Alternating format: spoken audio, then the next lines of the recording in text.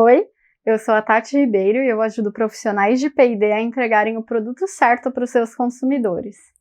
Mas espera aí, como é que eu vou saber que eu cheguei no produto certo para o meu consumidor quando eu estiver trabalhando em um? Fácil, a gente vai lá e pergunta para os nossos consumidores. Mas tem jeito certo de perguntar e hoje eu vou te mostrar como desenvolver um questionário para testes com consumidores bem completinho para que você não tenha dúvidas quando você for tomar uma decisão com base nessas respostas. Um teste com consumidores, ele é aquele que você faz com o público-alvo do seu produto, que podem ser aqueles que já consomem o seu produto ou então potenciais consumidores desse novo produto ou dessa categoria. Uma das abordagens que você pode usar nos testes com consumidores são os testes de aceitação, onde você apresenta as amostras para eles uma de cada vez e faz várias perguntas sobre essa amostra, tanto perguntando do produto como um todo, como de atributos específicos dele. Esse tipo de teste é interessante porque você obtém as respostas ali direto da fonte, né?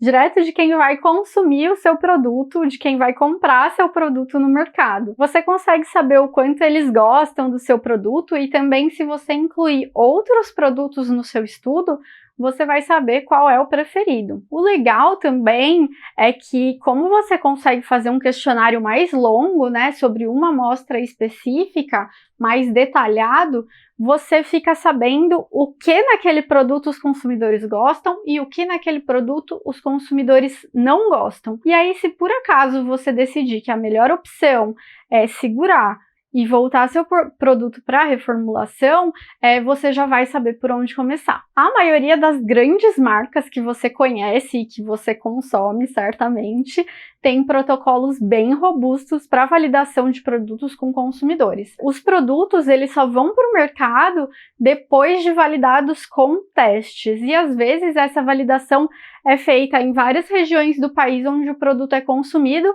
ou mesmo em vários países, quando a gente fala de empresas multinacionais, produtos que vão para diversos países, diversas regiões. As diferenças culturais podem ser importantes também. Mas eu não preciso fazer isso não, Tati.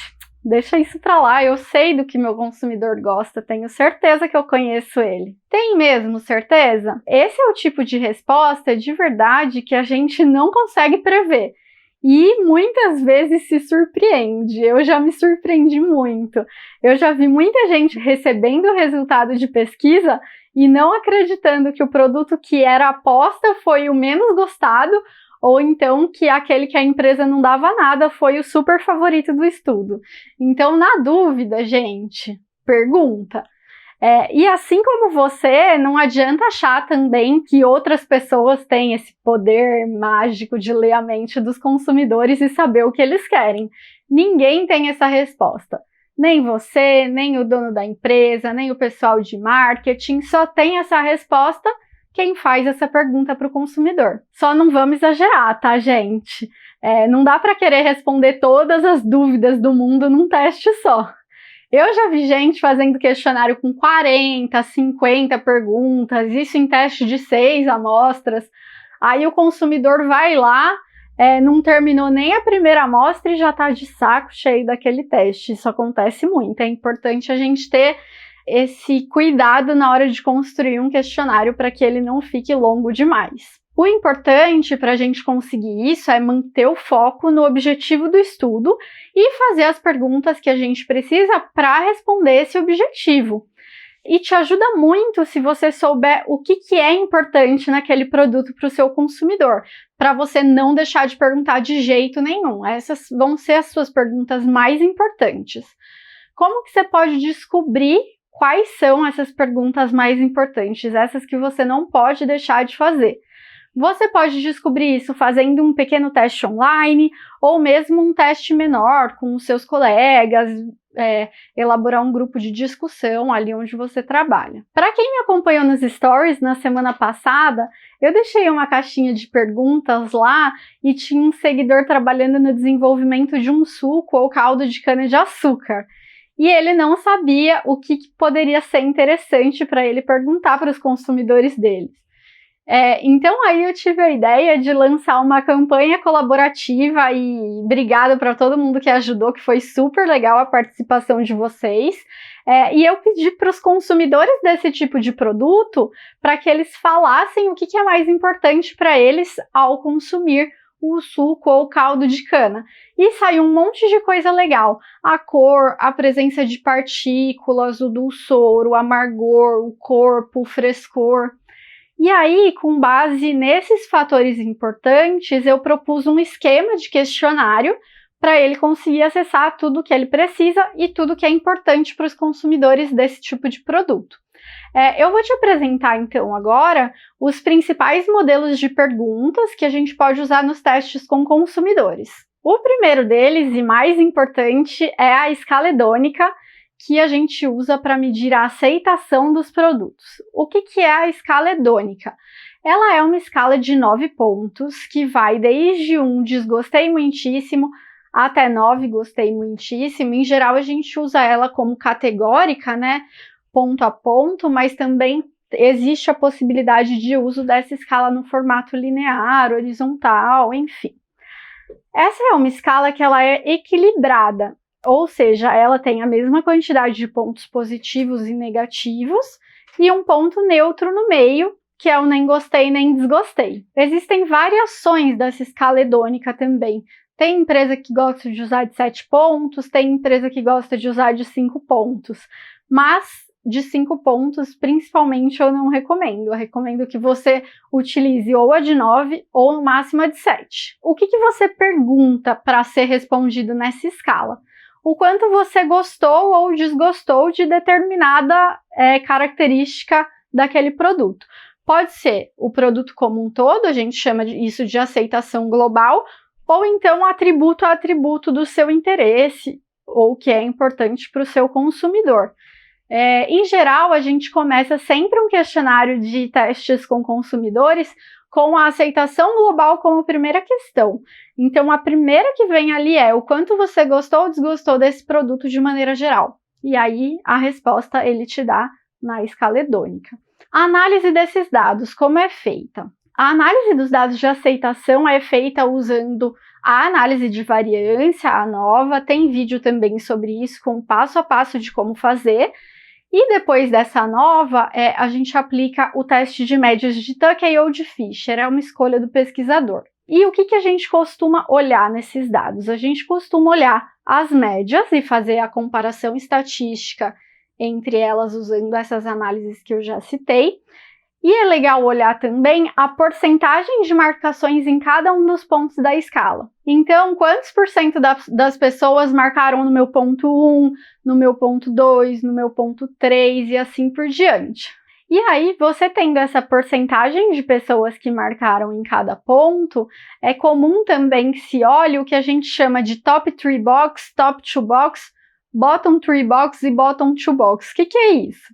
Os top box, né, top 3 e top 2 são os 3 melhores pontos da escala, os 3 pontos superiores da escala. Top 2, os 2 pontos superiores da escala. E bottom para baixo, os 3 pontos inferiores da escala ou os 2 pontos inferiores da escala. A porcentagem de pessoas que marcou nessas regiões. Essas medidas são legais, assim, em uma escala de 9 pontos a gente consegue ter uma ideia de como está o produto num geral, né?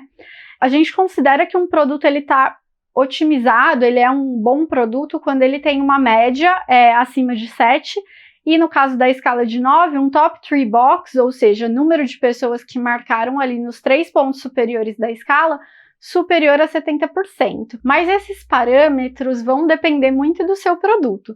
Se é um produto de muito alta aceitação, aqueles produtos que todo mundo ama, aquelas categorias que todo mundo adora, pode ser que isso seja pouco. Ou se for um produto que as pessoas consomem, mas não são tão apaixonadas assim, pode ser que isso seja bastante.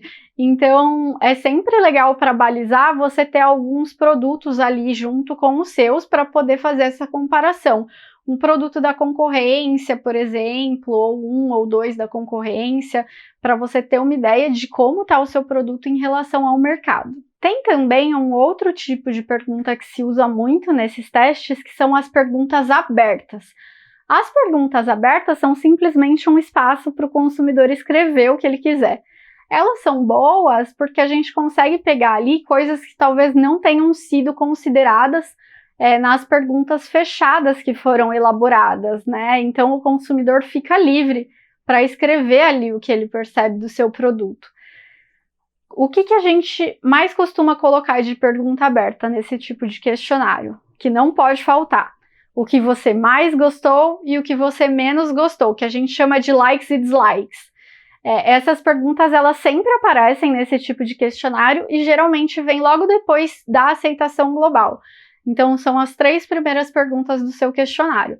A aceitação global, o que mais gostou, o que menos gostou. E depois vem os atributos, um a um, destrinchando ali o que tem naquele produto. E você pode também, likes e dislikes é o mais comum, mas você pode também perguntar sobre outras coisas usando questões abertas.